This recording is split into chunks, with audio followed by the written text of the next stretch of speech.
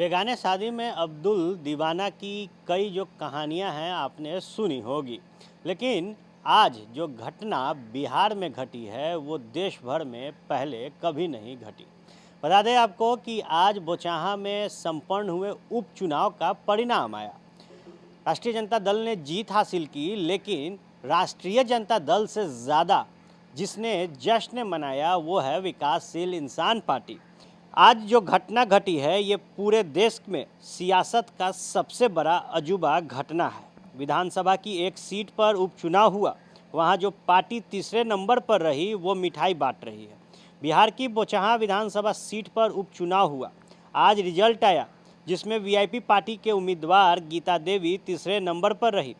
जैसे तैसे जमानत बची, लेकिन पटना में वीआईपी पार्टी के चीफ मुकेश सहनी मिठाई बांट रहे हैं। पहले बता दें कि मुजफ्फरपुर जिले की बोचाहा सीट पर पिछले विधानसभा चुनाव में वीआईपी पार्टी के विधायक मुसाफिर पासवान जीते थे। उनका निधन हो गया तो सीट खाली हो गई, जिसके कारण उपचुनाव हुआ। लेकिन इस बीच मुकेश सहनी बीजेपी से काफ़ी पंगा ले चुके थे, लिहाजा बीजेपी ने न सिर्फ बोचाहा में अपना उम्मीदवार दे दिया, बल्कि मुकेश सहनी के पार्टी के सारे विधायक को अपनी पार्टी में शामिल करा लिया। मुकेश सहनी को मंत्री पद से बर्खास्त भी कर दिया गया। इस बीच मुकेश सहनी ने बोचाहा उपचुनाव में राजद के कद्दावर नेता और 9 बार के विधायक रहे रमई राम की बेटी गीता कुमारी को अपने पार्टी का उम्मीदवार बना दिया। आज बोचाहा उपचुनाव का रिजल्ट आया। इसमें बीजेपी की करारी शिकस्त हुई और राजद के उम्मीदवार भारी वोटों से चुनाव जीत गए। मुकेश सहनी की पार्टी की उम्मीदवार गीता कुमारी तीसरे नंबर पर रही। मुकेश सहनी इसलिए मिठाई बांट रहे हैं कि उन्होंने बीजेपी को हरा दिया, लेकिन आंकड़े कुछ और ही कहते हैं। बोचाहा सीट पर राजद के उम्मीदवार को 36,653 वोटों से जीत हासिल हुई। इस सीट पर वीआईपी कैंडिडेट को 29,269 वोट मिले। यानी अगर गीता कुमारी को मिले सारे वोट बीजेपी के खाते में भी डाल दिए जाए तो राजद के उम्मीदवार अमर पासवान लगभग 7400 वोटों से जीत जाते हैं। हालांकि चुनाव राजनीति में कभी कभी पार्टी या कैंडिडेट का सारा वोट दूसरों को ट्रांसफर नहीं होता, लेकिन बोचाहा में ऐसी भी परिस्थिति होती तो राजद की जीत होती। हालांकि मुकेश सहनी के समर्थक ये भी कह रहे हैं कि 29,000 से ज़्यादा वोट लाकर उन्होंने अपनी ताकत दिखा दी, लेकिन सवाल ये है कि क्या 29,000 वोट मुकेश सहनी के नाम पर मिले? स्थानीय लोग इसे नकारते हैं। स्थानीय पत्रकार राजेश कुमार के मुताबिक रमई राम बोचाहा क्षेत्र में 9 दफ़े विधायक रह चुके हैं। बोचाहा में हर जाति वर्ग के वोटरों पर उनकी कुछ न कुछ पकड़ ज़रूर है। अपनी बेटी के लिए वोट जुटाने की सारी कमान खुद रमई राम थाम रखे थे।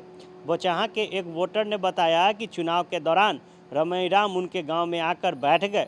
वे जीत पर अड़ गए कि जब तक गांव के सारे लोग उनकी बेटी को वोट देने का संकल्प नहीं लेंगे तब तक वे वहां से नहीं उठेंगे। लगभग 5 घंटे तक रमई राम वहीं बैठे रहे। गांव के ज़्यादातर लोगों से रमई राम का पुराना संबंध रहा है, लिहाजा उन्हें मजबूर होकर रमई राम को ये भरोसा दिलाना पड़ा कि उनका वोट गीता कुमारी को ही जाएगा, तभी रमई राम वहां से उठे। बोचाहा सीट की समझ रखने वाले बता रहे हैं कि रमई राम अपने दम पर अच्छा खासा वोट लाने की ताकत रखते हैं।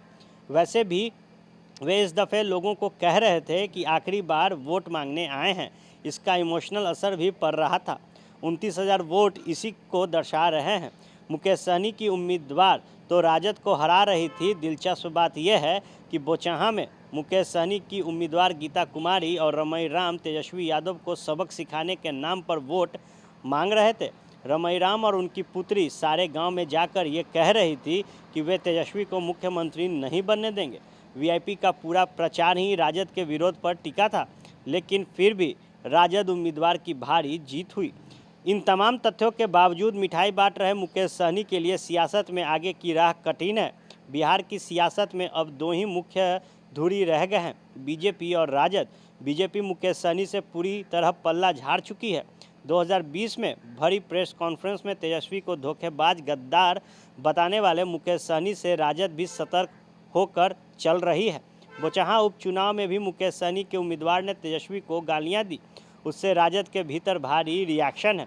जाहिर है अगर मुकेश सहनी ये सोच रहे हैं कि उन्हें भविष्य में राजद गठबंधन में जगह मिल जाएगी तो ये काफ़ी मुश्किल होगा। ऐसे में मुकेश सहनी के भविष्य की राजनीति अधर में ही लटकी नजर आ रही है। तो निश्चित तौर पर जो मुकेश सहनी आज मिठाई बांट रहे हैं वो एक घटनाक्रम लग रहा है, वो भी एक ऐसा घटना जो आज तक देश के अंदर किसी भी राज्य में नहीं हुआ। लोग यहाँ दिल्ली बंबई में घर पर घर खरीदते जा रहे हैं और एक ये साहब है कि अपना घर बेच दिए। वाह, रिटायरमेंट का पूरा पैसा लगा दिए थे दिल्ली में घर लेने के लिए। अरे बाबूजी, तो अपना एक नया घर खरीद भी तो रहे हैं ना। नया घर खरीद रहे हैं? कहाँ? पूर्णिया में। पूर्णिया में? हाँ। अरे बाबूजी, दिल्ली बंबई में घर खरीदना अच्छी बात है, लेकिन अपने घर पे घर खरीदना बड़ी बात है।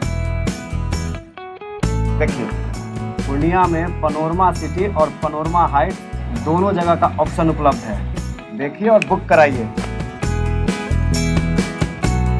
मतलब अपने शहर में अपना घर? जी बिल्कुल।